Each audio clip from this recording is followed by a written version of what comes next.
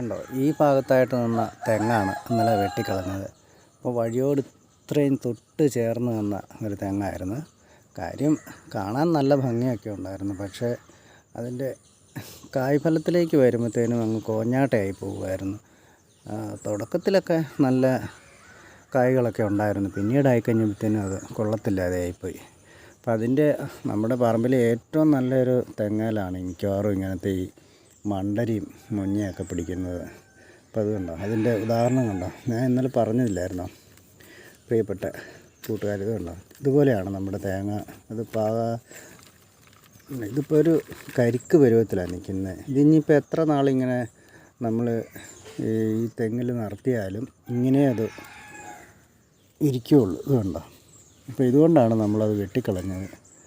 കാര്യം ഇത് തേങ്ങ ഉണ്ടാകുമ്പോൾ നല്ല വലിപ്പമുണ്ട്, പക്ഷേ അത് വിളഞ്ഞ് പരുവത്തിലേക്ക് എത്തി പിരിക്കാറായി കഴിയുമ്പോൾ ഈ ഒരവസ്ഥയിലേക്ക് മാറിപ്പോകും. ഇപ്പോൾ കുറേ ഉണ്ടായിരുന്നു, കുറേ കരിക്കുകളും അങ്ങനെ എല്ലാം ഉണ്ടായിരുന്നു. അതെല്ലാം ഇതിനടിയിൽ കിടപ്പുണ്ട്. ഇനിയിപ്പോൾ അതെല്ലാം ഒന്ന് തേടി തെളിച്ചെടുക്കണം. നമ്മുടെ ഗ്രാമ്പൂവിന് എന്തായാലും വലിയ ഷേക്ക് പറ്റിയില്ല. വാഴക്കുഞ്ഞ് അവിടെ ഉണ്ടായിരുന്നു, ഇത് എവിടെയായിട്ട് വാഴക്കുഞ്ഞുണ്ടായിരുന്നു, അത് ചളങ്ങിപ്പോയി. സാരമില്ല, അത് വീണ്ടും ഉണ്ടായി വരും. അപ്പം ഞാനൊരു 10 വാഴ ഇവിടെ കുഴിച്ച് വെച്ചിട്ടുണ്ടായിരുന്നു, വില കൊടുത്ത് മേടിച്ചായിരുന്നു.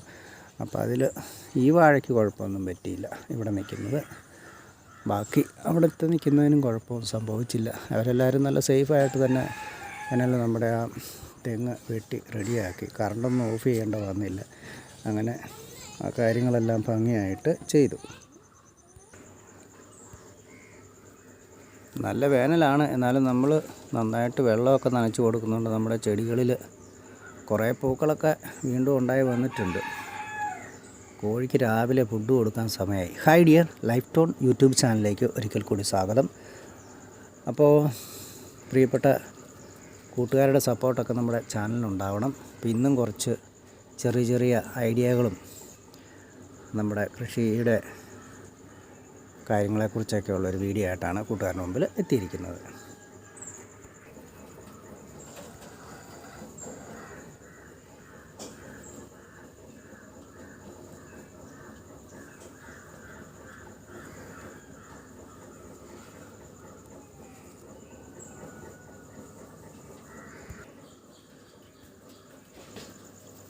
അപ്പം നമ്മളിതൊരു ജൈവവേലിയായിട്ടാണ് ക്രിയേറ്റ് ചെയ്തിരിക്കുന്നത്. അപ്പം നമ്മുടെ ജൈവവേലി മേളിൽ നിന്നുള്ള പലതരം പക്ഷികളുടെ ഉപദ്രവങ്ങളൊക്കെ ഒന്ന് ക്രമീകരിക്കാൻ വേണ്ടിയാണ് നമ്മളിങ്ങനെ ഈ ജൈവവേലി ക്രിയേറ്റ് ചെയ്തിരിക്കുന്നത്. അപ്പോൾ താഴെ നമ്മുടെ കോഴിക്കൂടുണ്ട്, 10 കോഴികളുണ്ട്, അതെല്ലാം നന്നായിട്ട് വളരുന്നുണ്ട്. അപ്പോൾ അത് കണ്ടോ, അപ്പോൾ ഈ ജൈവവേലിയിലേക്ക് നമ്മൾ പാവൽ കയറി വന്നിട്ടുണ്ട്. ഇപ്പോൾ ഇങ്ങ സൈഡിൽ പയർ കയറി വന്നിട്ടുണ്ട്, അതിൽ കായിട്ടിട്ടുണ്ട്. ഇത് വേറൊരു സെറ്റ് പയറാണ്, അതിലേക്കും മുകളിലേക്ക് കയറി വന്നിട്ടുണ്ട്.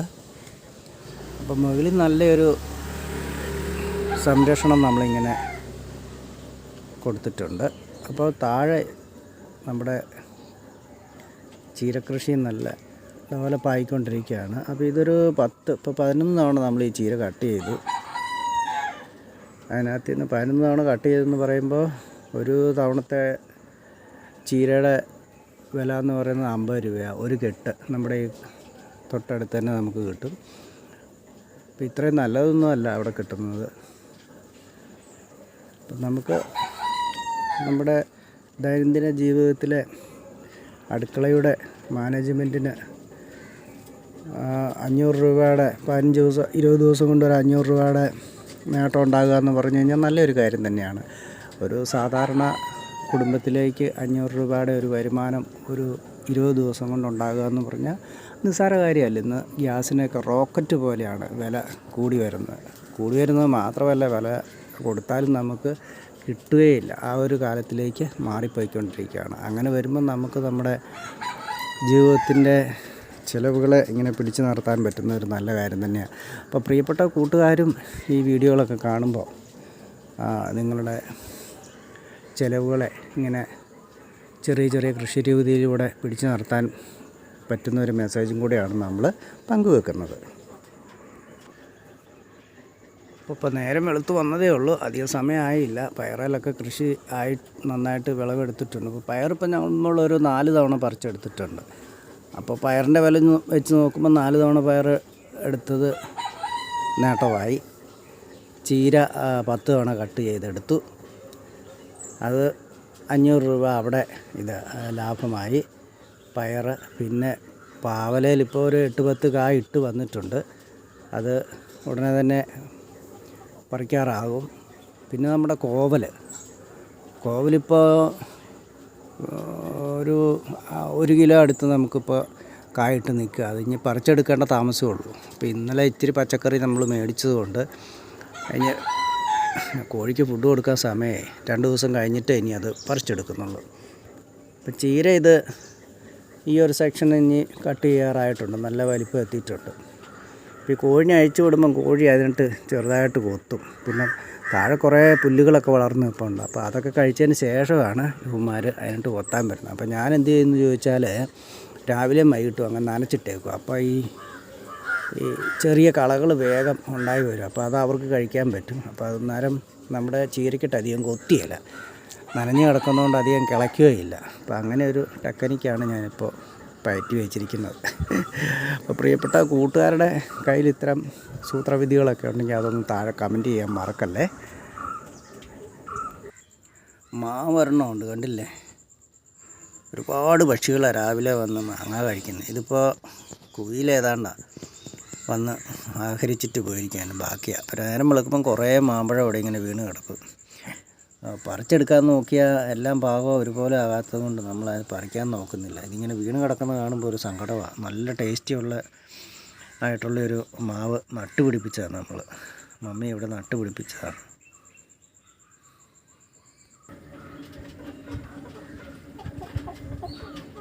ഇതാണ് നമ്മുടെ കോവലിൽ കായിട്ട് നിൽക്കുന്നത്. പറിച്ചെടുക്കാറായി കഴിഞ്ഞിരിക്കുകയാണ്. കുറേ ആയിട്ടുണ്ട്. ഇത് കട്ട് ചെയ്ത് വിട്ടതാണ്. അതുകൊണ്ടാണ് ഇത്രയും നല്ല ഗ്രോത്തും പെട്ടെന്ന്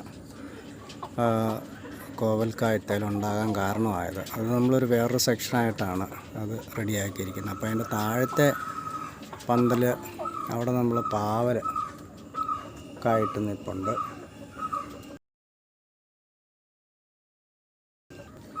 അപ്പം മുകളിൽ നിന്നുള്ള ഈ ഒരു ജൈവവേലിയിൽ നമ്മുടെ പയർ നല്ലതായി വന്നിരിക്കുന്നുണ്ട്. അപ്പോൾ ഇതെല്ലാം കൂടി ഇങ്ങനെ വളർന്നു വന്നു കഴിയുമ്പോഴത്തേന് പെട്ടെന്ന് തന്നെ ഇനിയിപ്പോൾ ആയിക്കോളും. മുകളിൽ നല്ലൊരു കവറിങ് ആവും. അപ്പോൾ താഴത്ത് നല്ലൊരു തണൽ കിട്ടും. അപ്പം നമ്മുടെ കോഴീനെയൊക്കെ അഴിച്ചു വിടുമ്പോൾ അധികം വെയിൽ കൊള്ളണ്ട. അപ്പോൾ ആ ഒരു ചെറിയൊരു ഐഡിയയും കൂടെയാണ് നമ്മളിവിടെ കൊടുത്തിരിക്കുന്നത്. കോഴികളെല്ലാം ഇപ്പോൾ അതിനകത്ത് വിശ്രമിക്കുന്നുണ്ട്. അധികം വലിയ ഒച്ചയും ബഹളമൊന്നുമില്ല. നമ്മൾ നല്ല ഫുഡ് കൃത്യം കൊടുക്കുന്നുണ്ട്. അപ്പോൾ അവർക്കുള്ള ഫുഡ് ഞാനിവിടെ റെഡിയാക്കുന്നുണ്ട്.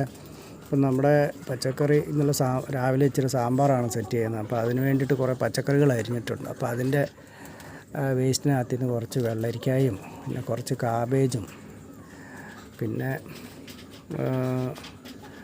ഗോതമ്പ് പൊടിച്ചതുണ്ട്, പിന്നെ കുറച്ച് പച്ചരിയുണ്ട്, പിന്നെ നമ്മുടെ ഗ്രോവർ ഫുഡുണ്ട്. അപ്പോൾ ഇങ്ങനെ രാവിലെ എന്തൊക്കെയാണ് നമ്മുടെ കിച്ചണിൽ നിന്ന് അവൈലബിൾ ആയിട്ട് കിട്ടുന്നത് അതിൻ്റെ കൂടെ നമ്മൾ മേടിച്ചിരിക്കുന്ന കുറച്ച് ഫുഡും കൂടെ ചേർത്താണ് കൊടുക്കുന്നത്. അപ്പോൾ അതുകൊണ്ട് നല്ല ഒരു 3 മാസമായി ഇപ്പം നമ്മളിവിടെ കൊണ്ടുവന്നിട്ട് നല്ല ഗ്രോത്ത് ഉണ്ടായിട്ടുണ്ട്. മുട്ടയിടാറായിട്ടുണ്ട്. അപ്പോൾ ഇനിയൊരു കുറച്ച് കോഴിയിനം കൂടെ മേടിക്കണം. അപ്പോൾ അതിന് വേണ്ടിയിട്ട് അപ്പം ജസ്റ്റ് ഒന്ന് ട്രയൽ അടിച്ച് നോക്കിയാൽ നമ്മളെ കൊണ്ടത് പറ്റുമോ, നമ്മളെ കൊണ്ട് മാനേജ് ചെയ്ത് കൊണ്ടുപോകാൻ പറ്റുമോ എന്ന് അറിയാൻ വേണ്ടിയാണ് ഞാൻ ആദ്യത്തെ ഒരു 10 എണ്ണം മേടിച്ചത്. അപ്പോൾ ഇനിയിപ്പോൾ ഒരു 20 എണ്ണം നമുക്ക് ടോട്ടലി ഒരു 50 കോഴിനൊക്കെ വളർത്താനുള്ള കപ്പാസിറ്റിയിൽ ഇത് ഉണ്ടാക്കിയിരിക്കുന്നത് ഈ കൂട്. പിന്നെ ഇത്ര ഏരിയ ഉള്ളതുകൊണ്ട് നമുക്ക് പുറത്തേക്ക് അഴിച്ചു വിടാനും പറ്റും. അപ്പോൾ നന്നായിട്ട് ഫസ്റ്റ് ഒരു 10 എണ്ണത്തിനെ വളർത്തിക്കൊണ്ടിട്ട് അതിനെ നമ്മുടെ കൈപ്പിടിയിലാക്കി അതിനെ ഒരു ലീഡർഷിപ്പിലേക്ക് കൊണ്ടുവന്നതിന് ശേഷം ബാക്കീനെ കൂടെ മേടിച്ച് വിടുകയാണെങ്കിൽ ആ ലീഡർഷിപ്പിലുള്ള നമ്മുടെ കോഴി ഇതിനെ കണ്ട് ബാക്കി പുത്തം കൊണ്ടുവരുന്നത് പഠിക്കും. അപ്പോൾ നമ്മുടെ നിയന്ത്രണത്തിൽ അതിങ്ങനെ നിൽക്കും. അപ്പോൾ ആ ഒരു ഐഡിയ രൂപപ്പെടുത്താൻ വേണ്ടിയിട്ടാണ് ഞാൻ ആദ്യം ഈ 10 എണ്ണത്തിനെ മേടിച്ചത്. അപ്പോൾ പ്രിയപ്പെട്ട കൂട്ടുകാർക്കും നിങ്ങളുടെ ജീവിതത്തിൽ ഇതുപോലെ ചെറിയ കുറച്ച് സ്ഥലം മതി. നമുക്കിപ്പോൾ ഇവിടെ 1.5 സെൻറ്റ് സ്ഥലത്താണ് ഞാനിത് ചെയ്തിരിക്കുന്നത്. അപ്പോൾ ഇത്രയും കുറച്ച് സ്ഥലം ഉണ്ടെങ്കിൽ നമുക്ക് വീട്ടിലിങ്ങനെ ചെയ്യാൻ സാധിക്കും. ടെറസിൻ്റെ പൊക്കത്തോ അല്ലെങ്കിൽ ഗ്രോ ബാഗുകളിലോ ഒക്കെ ഇങ്ങനെ ഈ പച്ചക്കറികൾ നട്ട് നമുക്ക് നമ്മുടെ വീടിൻ്റെ വരുമാനത്തെ പിടിച്ചു നിർത്താൻ പറ്റും.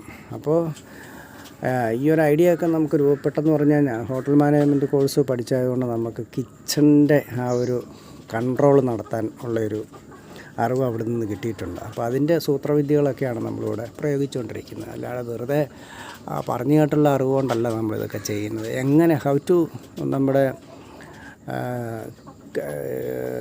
ദൈനംദിന ജീവിതത്തിലെ ഭക്ഷണക്രമത്തിനെ ദുരുപയോഗം ചെയ്യാതെ അതിനെ മാക്സിമം നമ്മുടെ വരുമാനത്തിലേക്ക് എത്തിച്ചുകൊണ്ട് എങ്ങനെ നമുക്ക് വരുമാനത്തെ പിടിച്ചു നിർത്താം, അത് നമ്മുടെ കുടുംബ ബഡ്ജറ്റിനെ എങ്ങനെ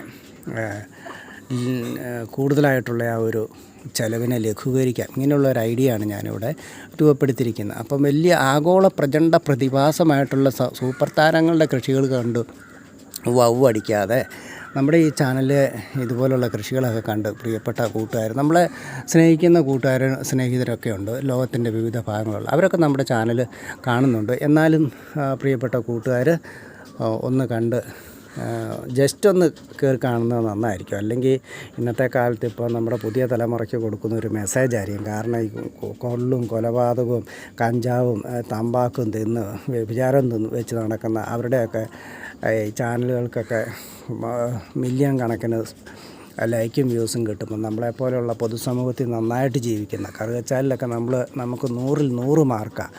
നമ്മളെ സ്നേഹിക്കുന്നവർക്ക് നമുക്ക് തരുന്ന മാർക്ക് 100-ൽ 100. അതായത് വിദ്യാഭ്യാസം, സാമൂഹിക ജീവിതം, കുടുംബജീവിതം, മറ്റ് ആൾക്കാരോടുള്ള ബന്ധങ്ങൾ, അതുപോലെ തന്നെ ബിസിനസ്സിൽ ഒക്കെ നമ്മൾ 100-ൽ 100 മാർക്കാണ്. അപ്പോൾ അങ്ങനെയുള്ള നമ്മളെപ്പോലുള്ള നല്ല ചെറുപ്പക്കാരുടെ ചാനലിലേക്ക് നിങ്ങൾ തിരിഞ്ഞു നോക്കാതെ കിടക്കുന്ന കാണുമ്പോൾ ഈ ചാനലിൽ കൂടി, ഈ യൂട്യൂബിൽ കൂടി തെണ്ടിത്തിരിഞ്ഞ് നടക്കുന്ന അലവലാദികളായിട്ടുള്ള ഈ പൊതുസമൂഹത്തിലെ കച്ചറ ആളുകളുണ്ട്. അപ്പോൾ അവർ വിചാരിക്കും നമ്മളൊക്കെ തീരെ മോശക്കാരാണെന്ന്. അതുകൊണ്ട് പ്രിയപ്പെട്ട കൂട്ടുകാരെ, നമ്മുടെ ചാനൽ ജസ്റ്റ് ഒന്ന് കയറി പോയാൽ മതി. നിങ്ങൾ കാണണമെന്നില്ല, നമ്മുടെ വ്യൂസൊക്കെ ഒന്ന് കൂടി കിടക്കുന്ന കാണുമ്പോൾ അവർ വിചാരിക്കും മോശമല്ല ചാനലെന്ന്. അല്ല, അവരെന്ത് വിചാരിക്കും എന്നറിയാമോ, നമ്മൾ വളരെ മോശപ്പെട്ട ചാനലാണെന്ന്.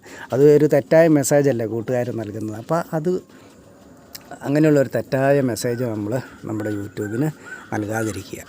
അപ്പോൾ അതുകൊണ്ട് നമ്മുടെ ചാനലിനെയൊക്കെ ഒന്ന് സപ്പോർട്ട് ചെയ്യുക, കാണുക, വ്യൂസൊക്കെ ഒന്ന് കൂട്ടിയിടുക. അപ്പോൾ അതൊരു പൊതുസമൂഹത്തിന് കൊടുക്കുന്ന നല്ലൊരു മെസ്സേജാണ്. നല്ല ആൾക്കാരുടെ ചാനലിൽ ഞങ്ങൾ കയറി കാണും, അതാണ് ഞങ്ങളുടെ ഒരു ടാർഗറ്റെന്ന് നിങ്ങൾ ഒന്ന് മനസ്സിലാക്കി കൊടുക്കുക. അപ്പോൾ വീണ്ടും നല്ല വീഡിയോ ആയിട്ടെത്താം. ഇപ്പോൾ പോകുന്നു, സ്നേഹത്തോടെ. Thank you.